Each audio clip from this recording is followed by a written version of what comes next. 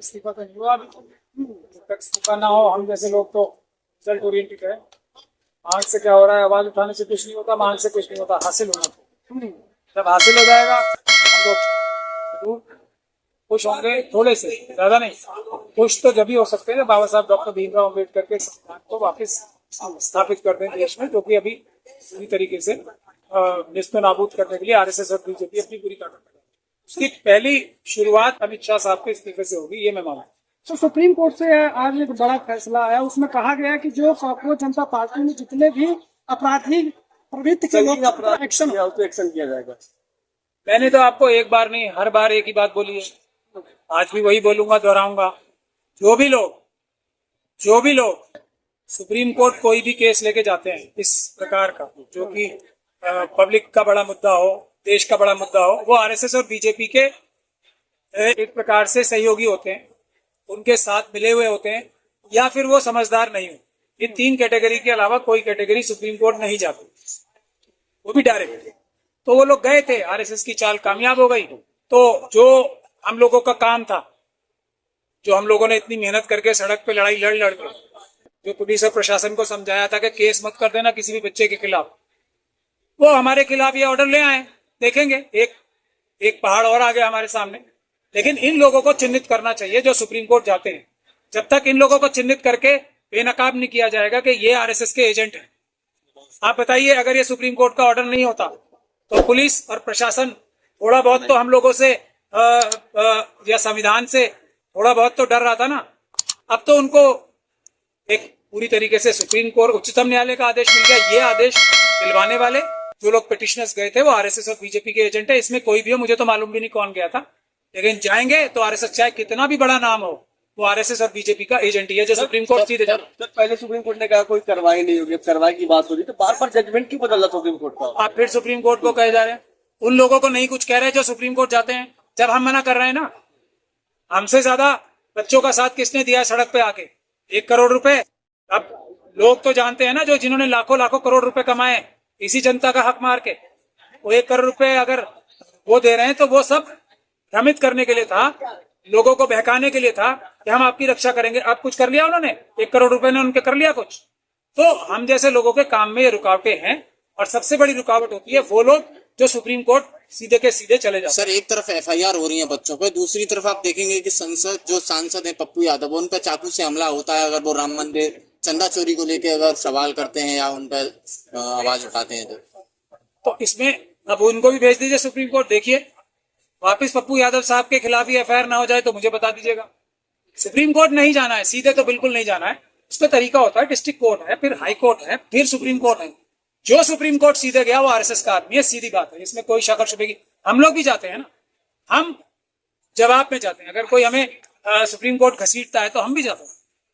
मैं अब तक ईवीएम के मामले में सिर्फ एक केस में मैं सुप्रीम कोर्ट गया हूं, मैं खुद, और उसमें हम अपनी पिटीशन आधी जिंदा रख के बाहर आए और उससे लिबर्टी लेके आए थे हम, के हम पूरे देश में किसी भी अदालत में, किसी भी हाईकोर्ट में केस कर सकते हैं। मैं एक ही बार गया हूं, मेरा सक्सेस रेट सबको पता है कितना है। अरे बड़े बड़े लोग जो हैं, जो हर बार जाते हैं, हर बार हार के आते हैं, वो लोगों का सक्सेस रेट भी पता है सबको। जब मैं मना कर रहा हूं नहीं जाना सुप्रीम कोर्ट, तो फिर क्यों जाते हैं? तो सुप्रीम कोर्ट की कोई गलती नहीं है इसमें। और फिर जाके वहां पे बहस ऐसी करते हैं कि हारेंगे ही। हारने के लिए बहस करते हैं जाके। हर वो व्यक्ति जो सीधे सुप्रीम कोर्ट जाता है वो साथ के साथ ये भी इंश्योर करता है कि हारने के लिए बहस करें। लेकिन सर, देश बड़े वकील ने क्या वो जनता को गुमराह करने का काम किया? वो पूरी तरीके से आरएसएस के साथ मिले हुए। जो वकील सुप्रीम कोर्ट में जाता है और जाने के बाद फिर बहस ऐसी करता है कि केस हार जाए, वो सबके सब आरएसएस और बीजेपी के एजेंट है, भले ही वो कितनी भी बड़े बड़े नाम क्यों ना हो। आपको ये बेसिक बातें समझनी पड़ेंगी अगर आपको अपने आंदोलन कामयाब करने हैं। इन लोगों से, बड़े लोगों से बचना है। जो स्टेज पे गया और स्टेज पे जाने के बाद बंद कमरे में जाके बात किया, उससे वो गया, वो आरएसएस और बीजेपी का हो गया। 1 बार आजमा लो, 10 बार आजमा लो, 1000 बार आजमा लो, जो बंद कमरे में गया वो गया, वो हम में से नहीं रहता। अब वो तरह तरह के बहाने टेलीविजन चैनल्स जो उनको मौका देते हैं बोलने के लिए, उन्हीं को लीडर बनाते हैं। वो लोग सब के सब आरएसएस के साथ मिल चुके हैं। लेकिन ये आंदोलन फेल नहीं होगा।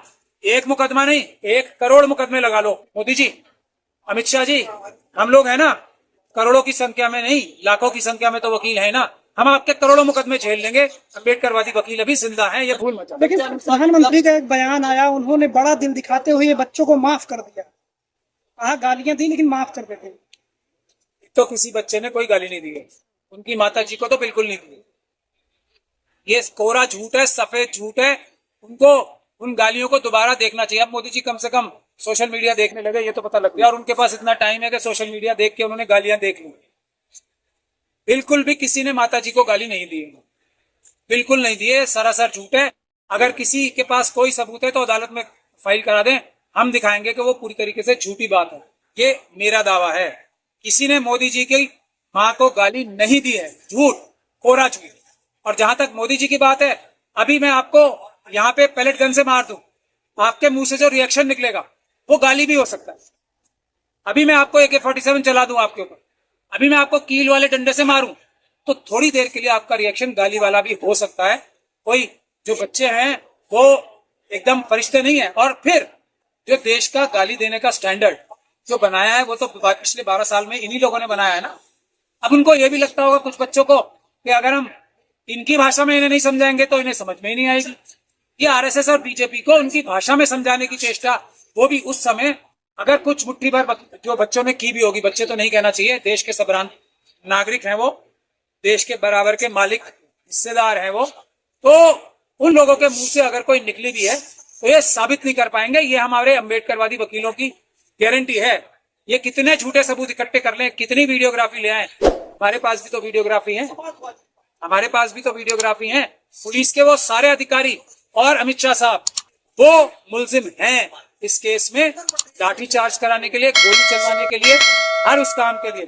तो चिंता मत करें, 2 तरह के मुकदमे होंगे, एक अमित शाह साहब के खिलाफ होगा और उनकी सारी टीम के खिलाफ, और दूसरी तरफ झूठे मुकदमे होंगे तरह तरह के बहाने बना के। वो सब हम अम्बेडकरवादी वकील अच्छी तरीके से उनसे निपटना जानते हैं, चिंता मत करें। मीडिया पे तैर रहा है कि 2800 से ज्यादा अपराधी थे जो इस आंदोलन के जरिए देश को बदनाम करना चाहते। किसी ने देश के बारे में एक शब्द बोला है?